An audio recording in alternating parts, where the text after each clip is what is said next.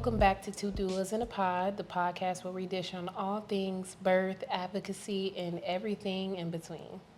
I'm Arlicia, and this is Fatihma. We're your two doula bays. So come join us on the couch with your tea, your coffee, or some bubbly. Let's get into it. Yes, cheers.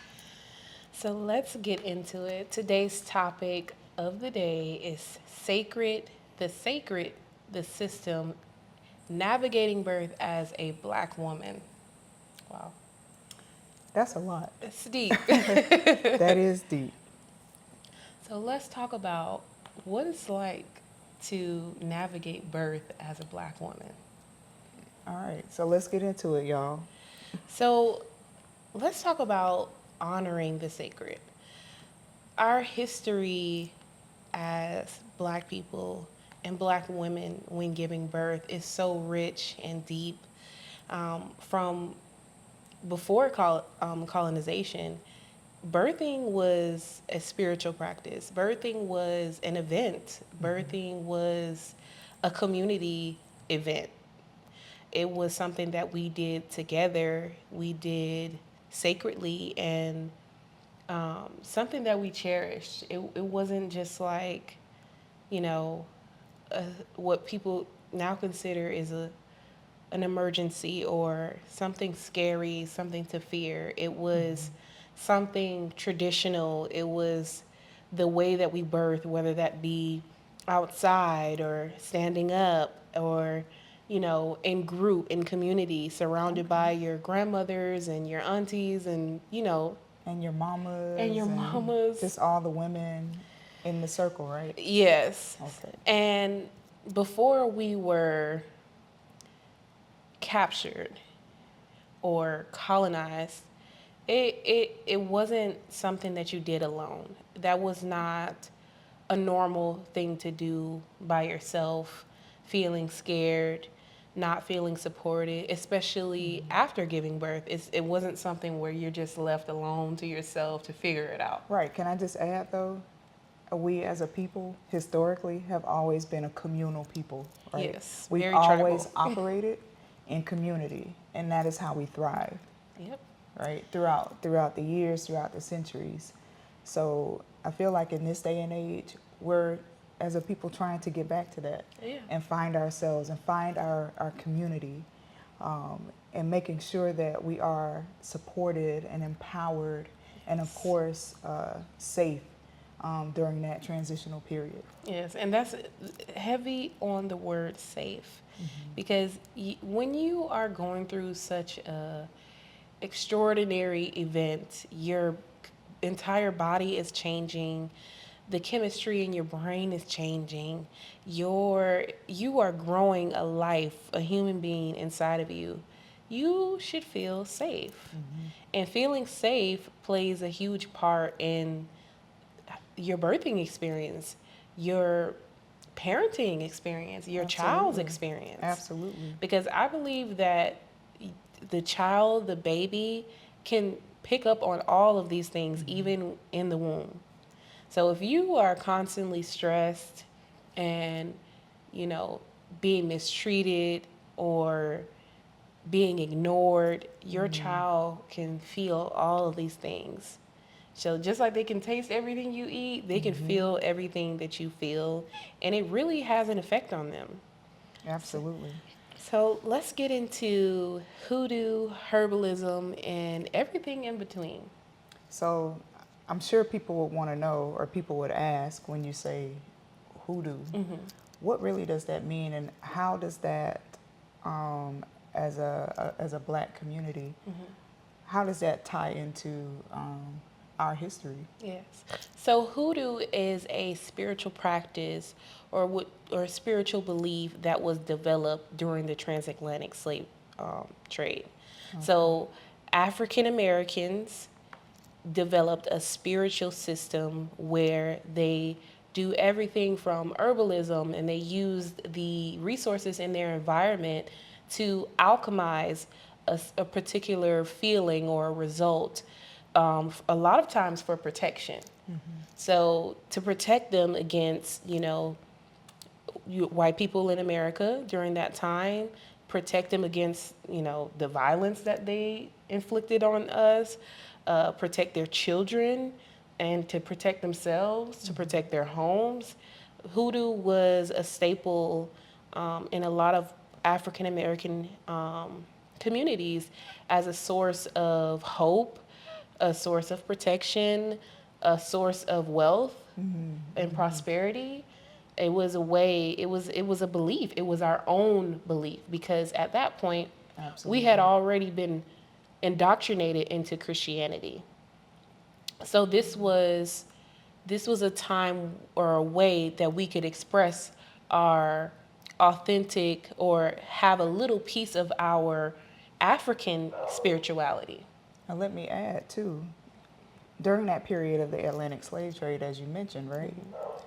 Many people from the continent, came from different tribes. So they all didn't speak the same mother tongue Yes. and mother language, or have the same cultural practices, Yep. right? So once, on this side of the ocean, people did what was necessary to survive, right? Yes. And this is how a lot of that was originated and born. Yes. And the mixing and the blending of the cultures, and then also the adoption of Christianity is also blended into some of the hoodoo practices and Yep. traditions here in, the United States. Yep. And it's also a mixture of Native American culture. Absolutely, yes. And Native American influence, because we did mingle or intertwine practices with the natives here too. Absolutely. So it's really just a melting pot of hope and protection and love and creativity. And that is what got us through those moments and those times. And that was the source of hope for a lot of people. And it also was intertwined within our birthing practices. So the herbs that we use, like raspberry leaf, Nettle. yeah, and nettle, clove, basil, all of these things, rosebud, all of these things, these resources that we use that were available to us in this environment that's completely different from where we came from, which is Africa. And even some things like okra that we brought here with us. Oh yeah, absolutely. So Right. we were already accustomed to some things, and even cotton is a part of, that's a huge part of our lineage, and Cotton and what it soybean, means for us. Rice is prosperity. So going from, just imagine a group of people completely changing their mindset and deciding to look at things in a positive way, even after all the torture and horror that we experienced during this time, and turning it into prosperity.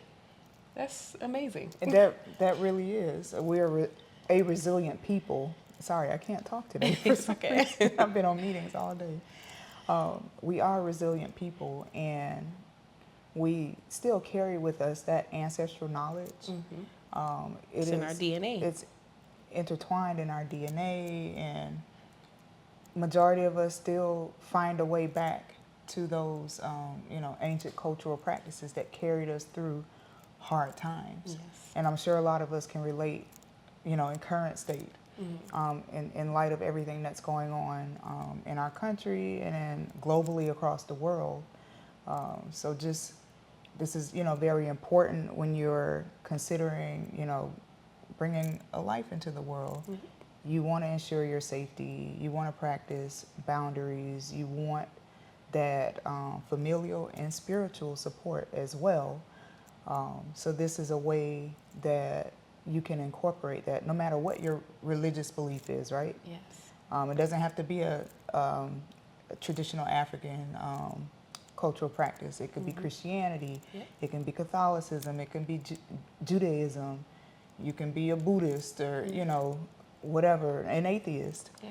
But there are a lot of things that, included in the herbalism that Fatima mentioned earlier, that many cultures, these things cross cultural bounds, Yes. right? So it's just not limited to one group or one ethnicity. Yeah. We all share a common thread when it comes to healing and birthing and just overall. And I think that some people don't even realize that you kind of already have your own flavor of culture and that's intertwined with birthing.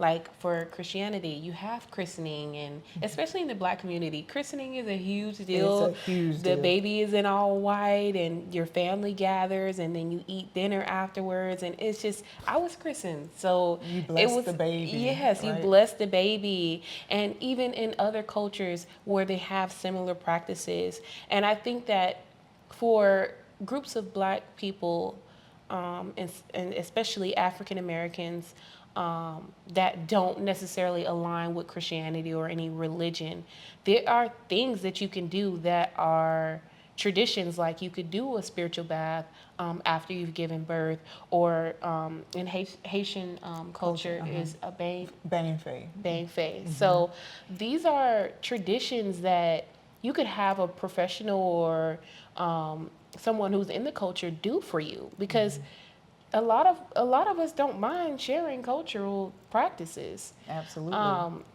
And even African Americans, like when we put the penny on your belly button when you have a hernia, or when your mother puts castor oil in your belly, your grandmother puts castor oil in your Or the belly string button, on the wrist. and the string Right. on the wrist. We have these traditions, and what we want to do is just highlight that these are your traditions, and you should and can incorporate them into your birthing experience. Absolutely. So let's get into navigating the system. So navigating the system, right? So we've heard a lot of talk about the Black maternal health, the Black maternal mortality rate. Excuse me again. I'm just tripping over my words today.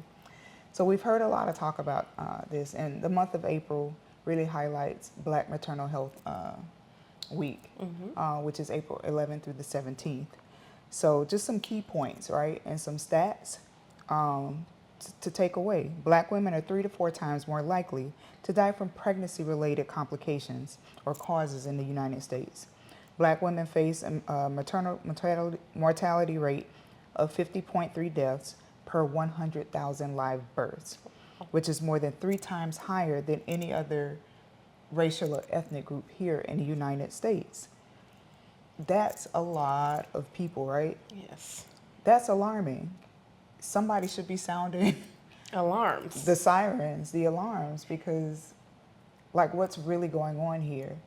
And are we doing enough to investigate and figure out why and bring solutions to closing the gaps in that delivery of care? Yes.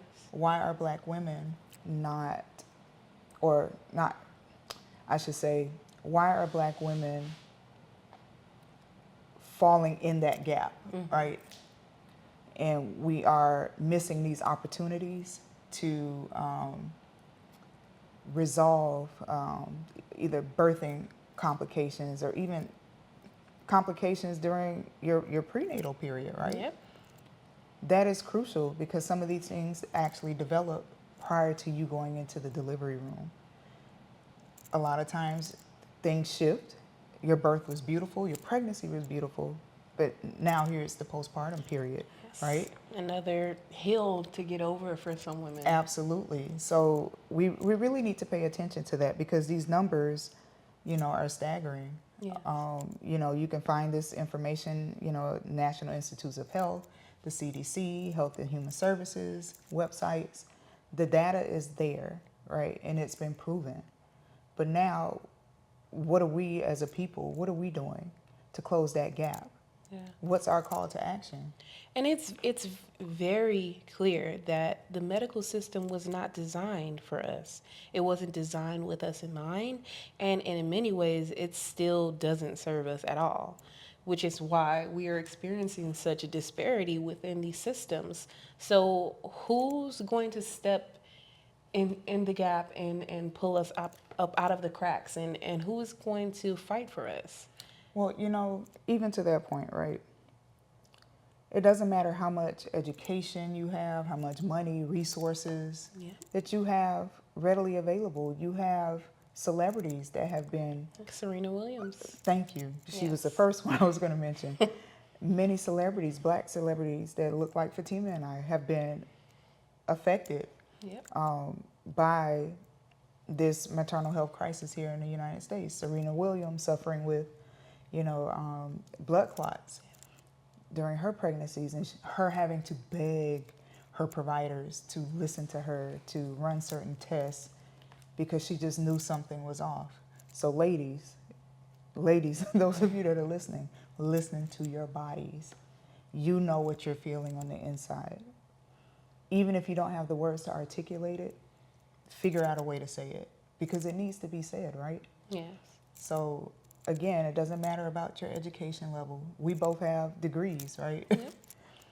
We have health insurance. Yep. Serena Williams had the best of health insurance, and she's still, and to this day, she, continues to talk about that it was such, a scary time for her. Yes. And that should be the most joyful time in your life, right? So let's just keep in mind that, facts are facts and the numbers don't lie. Yeah. And I think that's why we really wanted to touch on the spiritual part of birthing and the systematic part of birthing, because let's talk about how Black women's intuition is often dismissed, but it could be the strongest tool that we have to, determine when something's wrong. So we have to figure out a way where we could blend our spiritual beliefs and our intuition and our practices that uphold us and lift us up and is centering us. And do you think that because we're dismissed, that oftentimes pushes us into a state of depression? Yes, absolutely. And Black women, right? Here's another stat. we are twice as likely to experience postpartum depression, yet half are treated, right? Yeah. We're the most affected, and less than half of us actually get diagnosed and treated for postpartum depression. Yes. And as a doula, as a person who's given birth within and who's had to fight and convince, and we have to figure out a way, or we are figuring out a way to help and to help be a bridge and bridge the gaps within this system that is obviously not a good fit for us, and it's obviously broken. Because how can you just forget about us? With the stats are there, the research is there. There are many people speaking up about this, but what's being done? So how would we integrate these sacred or religious practices into these medical spaces, right? What things can you do or can we do to marry the two so that we're in a space where we're comfortable and we feel supported and we feel safe? So one, hire you a doula. Hey. That's first things first, hire a doula. Create a birth plan. We talked about that our last episode, but maybe you need a spiritual birth plan. Yes. Right? Speak your needs often. Yes. But also speak up early on. Yes. Don't wait till Listen to your intuition. till it's, late. Speak when you're feeling something.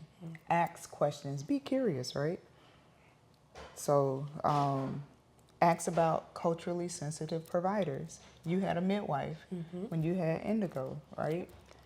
What types of questions, did you ask this provider? It's okay to interview your OBs, your midwives, y'all. Yes, You must vet your providers. Yes, do it's it. a requirement. As Do a it. doula, as your doula, I am asking the questions. Have you vet this provider? Have they taken a look at your birth plan? Do they understand your preferences? And are they in alignment with your preferences? Did you get pushback? Did you, and this is how we kind of gauge whether this is going to be a good experience with the provider, or if maybe we should consider someone else, because their thoughts and their practices don't align with the type of birth that you would like to have, and your cultural beliefs and your spiritual beliefs. Absolutely. So, doulas, we really do just being there for you, going over the birth plan with you. I always ask my clients if they have any spiritual practices that they would like, or cultural practices that they would like to implement within their birthing experience. That's just automatic for me. And that is a way that a lot of us, bridge the gaps and, make sure that your needs and your wants are heard and implemented.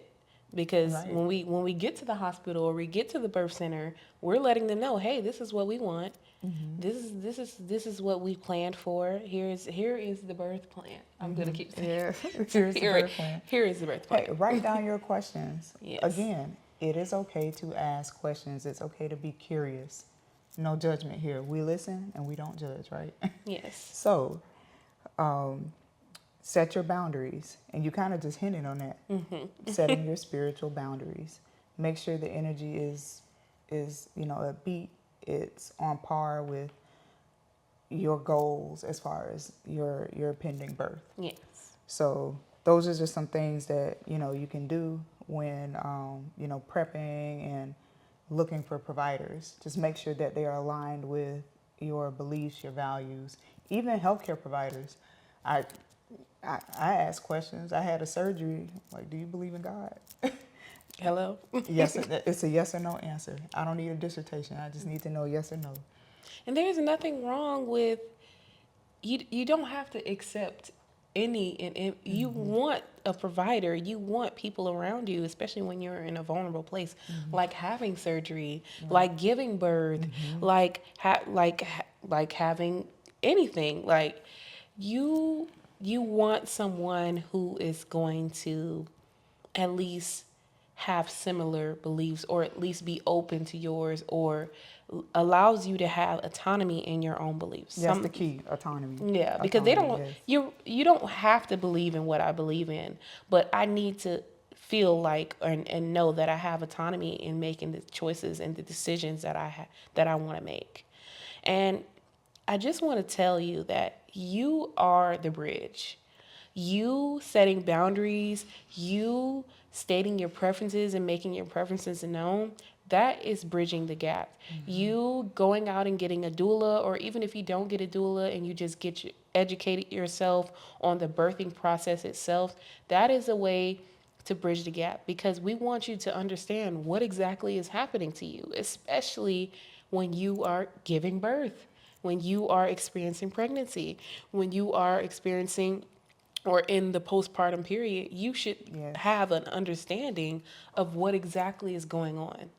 Absolutely. I do have some tools and resources now that you've touched on that, right? Just some takeaways, and we'll put them in the description box below.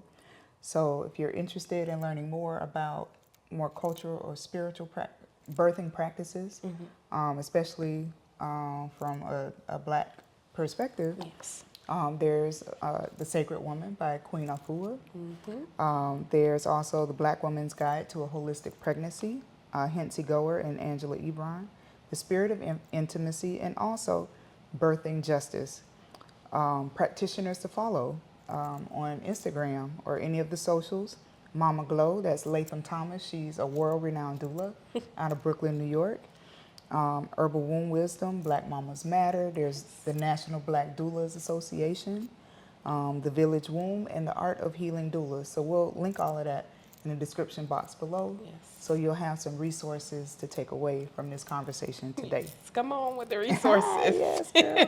And I do have a question, right, for our viewers and those of you listening on Spotify and Apple. So, what sacred practices did your mother, your grandmothers, your aunts pass down to you during your pregnancy and postpartum period? And how do you want your birth space to feel? That's another question. What would it take to protect your energy? Leave us some comments under the video, or jump on our Instagram, 2 Doulas in a Pod. Leave your comments there too. We're really interested in hearing what you all have to share with us. Yes. And to close out, I challenge you to blend, or at least try to blend, evidence-based practices with your spiritual practices.